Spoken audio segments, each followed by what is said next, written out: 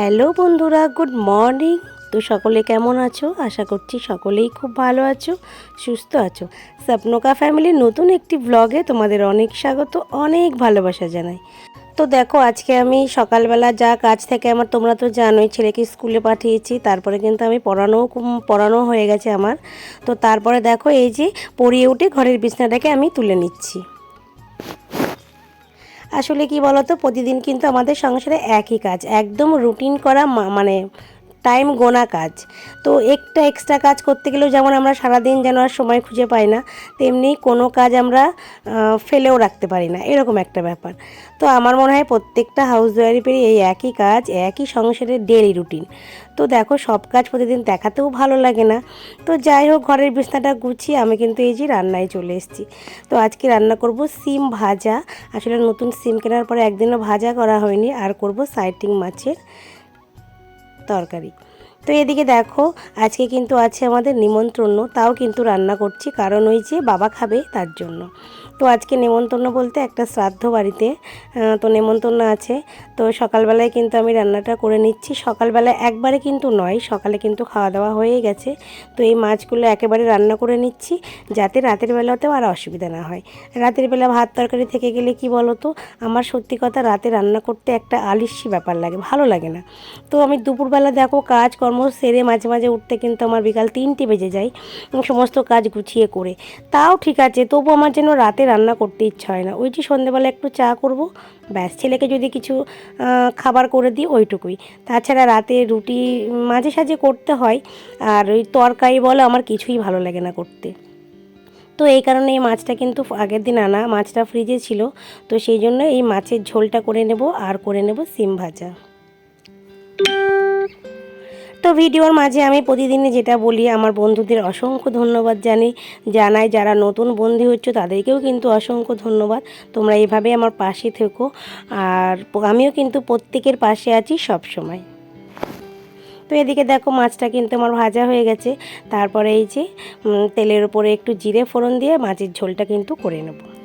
আর এদিকে কিন্তু আজকে অনেক কাজ আছে। আজকে কি বলো তো বন্ধুরা, সব দিন তো সমান যায় না। আজকে কিন্তু সকালে আমার ঘরটাও মোছা হয়নি, তো সমস্ত কাজই কিন্তু পড়ে আছে। ওই যে শীতের জন্য উঠতে পারছি না। তো শীত, মানে আজকে উঠেছি কি বলবো 6:45। তো তখন যদি আমি উঠে সমস্ত কাজ করতে যাই, তাহলে কিন্তু ছেলেকে আর স্কুলে পাঠাতে পারতাম না, বা আমিও কিন্তু টিউশন পড়াতে বসতে পারতাম না। তো এই কারণেই কি করলাম, উঠেই ঘরটাকে ঝাড় দিয়ে, উঠোনটাকে ঝাড় দিয়ে জামাটাকে চেঞ্জ করে আগে কিন্তু ছেলেকে রেডি করলাম, ছেলের টিফিন বানালাম। আর তারপরে কিন্তু ওকে স্কুলে পাঠিয়ে আমি কিন্তু পড়িয়ে নিয়েছি। তারপরে এই যে বাকি যেটুকুনি কাজ থাকে সেটুকুনি কিন্তু এই যে রান্না করার পরেই করব। তো দেখো, এদিকে মাছের ঝোলটা হয়ে যাওয়ার পরে আমি কিন্তু ঘরটাতে মুছতে চলে এসেছি। আর এখন কিন্তু ঘরটা আমি লাঠি দিয়েই মুছি, কারণ কি বলতো, ওই যে মাজা ব্যথার জন্য যেদিন সকালে ঘর মোছা হয় না, তো সেই দিন রান্নার পরে ঘর মুছে তখনই ঘর মুছতে গেলে কী হয় জানো তো, মনে হয় এই ফার্নিচারগুলো একটু মুছে নিই। এই মোছামুছি করতে গিয়ে সমস্ত কাজ গুছিয়ে বাসন মেজে স্নান করে উঠতে আমার 3টে বাজে। তো এই কারণে কি করি জানো তো, ঘুম থেকে উঠে চেষ্টা করি যেটুকুনি সময় পাই তার মধ্যে আগে ঘরটাকে মুছে ফেলি। মনে হয় ঘরটা মোছা হয়ে গেলে আমার সারাদিনের অর্ধেক কাজ হয়ে গেল, এরকম একটা মনে হয়। তাহলে কি হয়, এই যে রান্নাটা করে বাসনগুলো শুধু মাজবো, আর এই যে ঘরটা ঝাড় দিয়ে রান্নার জায়গাটা মুছে নেব, ব্যাস, তাহলে কিন্তু আমি 12:30 1টার মধ্যে স্নান করে নিতে পারি।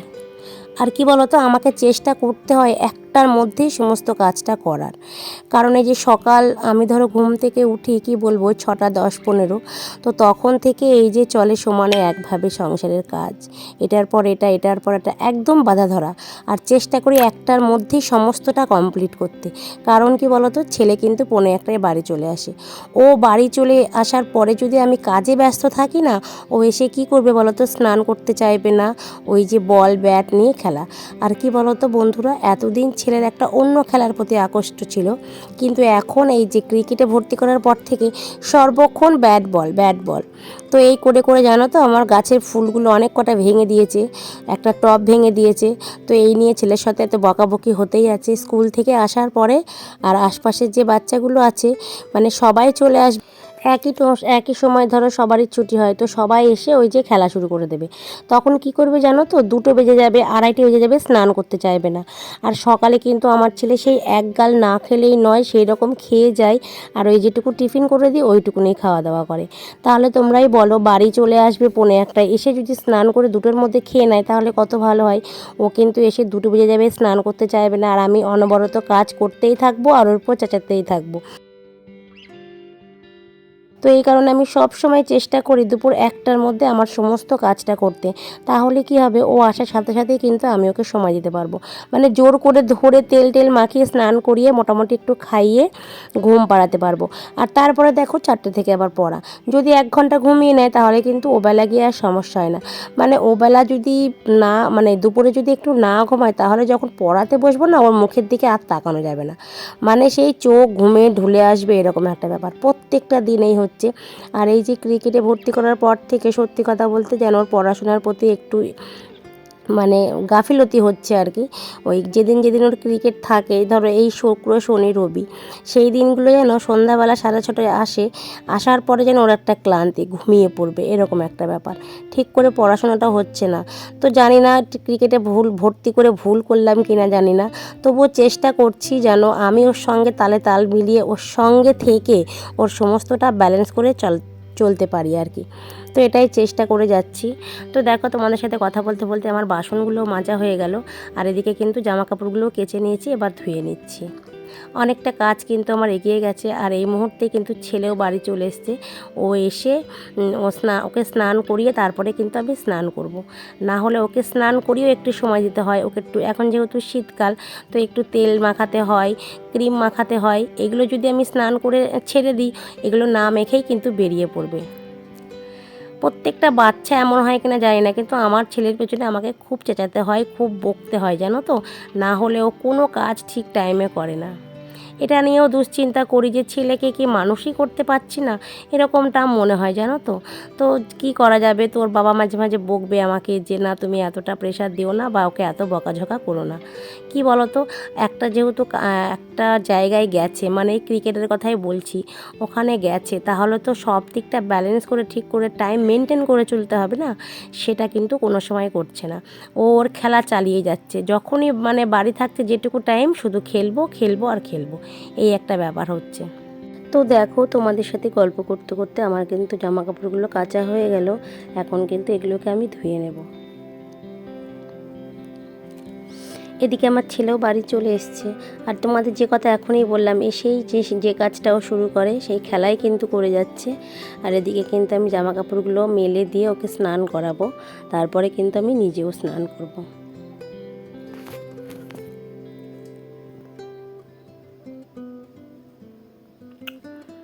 জামা কাপড়গুলো ভিজিয়েছি কিন্তু অনেক সকালে, কিন্তু এই যে এখন কিন্তু সময় হলো কেচে দেওয়ার। সংসারের প্রতিটি কাজ কিন্তু আমাদের হাতে গোনা হিসাব করা, এর বাইরে কিন্তু কোনো কাজ করতে গেলে আমাদেরকে কিন্তু খুবই সমস্যায় পড়তে হয়। সমস্যা বলতে আর কি, মানে অনেকটাই লেট হয়ে যায় আর কি। তার মধ্যে বাবাও এসেছিলো কাজের মধ্যে, বাবাকেও কিন্তু আমি দুপুরের খাবারটা দিয়ে দিয়েছি। আসলে বাবার দুপুরের খাবারটা রাতের খাবারটা আমি একসঙ্গে দিয়ে দিই কোটোতে। তারপরে কিন্তু আমি স্নান করে নেব। তো তারপরে দেখো, স্নান করে কিন্তু আমি রেডি হয়ে নিচ্ছি। এদিকে কিন্তু আমার পুজোটাও দেওয়া হয়ে গেছে, আর এই যে আমি রেডি হয়ে নিচ্ছি। নেমন্তন্ন কিন্তু আমার বাড়ির পাশেই আছে, খুব বেশি দূরে না।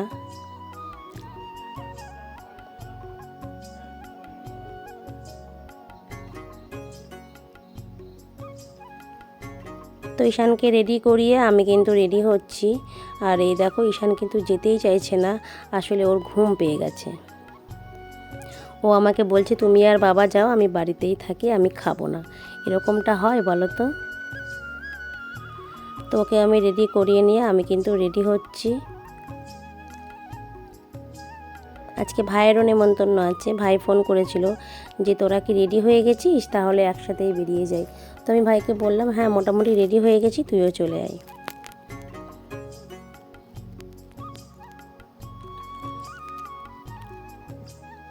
চুলটা কিন্তু আমার ভেজাই আছে কোনো রকম, এই জন্য আমি কিন্তু চুলটাকে ছেড়েই দিলাম। ঈশানের বাবা কিন্তু স্নান করছে আর এদিকে কিন্তু আমরা রেডি হচ্ছি, ও আসলেই কিন্তু আমরা বেরিয়ে যাব।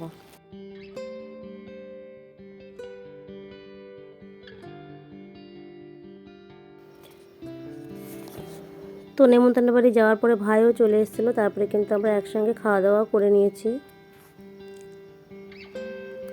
তারপর অনেকটা পরে আমি তোমাদের সামনে এলাম। এখন কিন্তু অনেকটা রাত, মানে 8টা সাড়ে 8টা বেজে গেছে।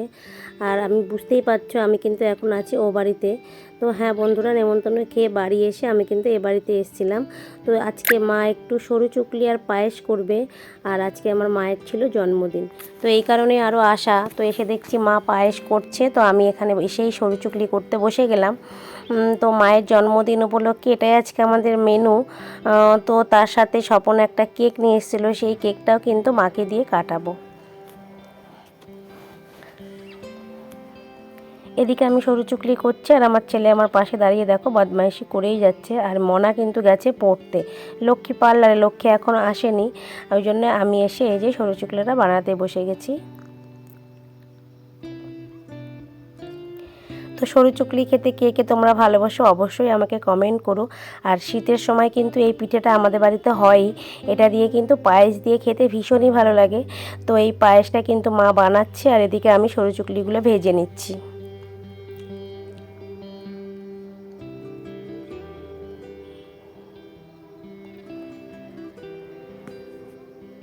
তো তারপরে দেখো ঈশানের বাবা একটা কেক নিয়ে এসেছিলো, সেই কেকটাই কিন্তু আমরা মাকে দিয়ে কাটাচ্ছি। মায়ের 55 বছর কমপ্লিট হলো। তো সকলে ভালো থেকো, সুস্থ থেকো। আজকের ভিডিওটা কিন্তু আমি এখানেই শেষ করছি, আর কালকে আবার দেখা হবে নেক্সট আরেকটা ভিডিও নিয়ে। ততক্ষণ সবাইকে টাটা।